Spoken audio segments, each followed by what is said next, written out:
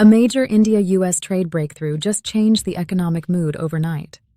India and the United States have finalized a historic trade deal under which the US will slash tariffs on Indian goods from 50% to 18%, immediately easing global and domestic economic uncertainty. Senior finance ministry officials say this agreement has removed major risks hanging over India's growth outlook and opened new doors for exporters, especially in labor-intensive and manufacturing sectors.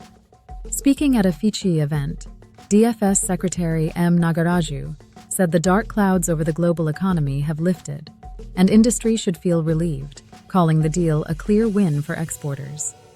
DEA Secretary Anuradha Thakur said a significant amount of uncertainty came down this morning, adding that while Budget 2026-27 was prepared before the deal, the government now expects greater economic buoyancy. She reassured that budget maths remain transparent, and the government is firmly committed to the debt-to-GDP glide path. Revenue Secretary Arvind Shrivastava said the agreement will deepen trade between the world's two largest economies, expand access to the U.S. market, boost manufacturing jobs, and strengthen collaboration in advanced and high-technology sectors.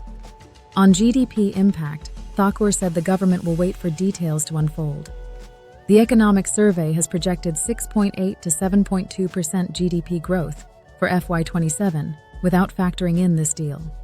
She also expressed confidence that the Rs 80,000 crore disinvestment and asset monetization target will likely be exceeded, supported by improving receipts. Officials added that banking credit growth still needs acceleration to meet the Viksit Bharat 2047 vision, and a high-level expert committee will soon be formed to address this gap.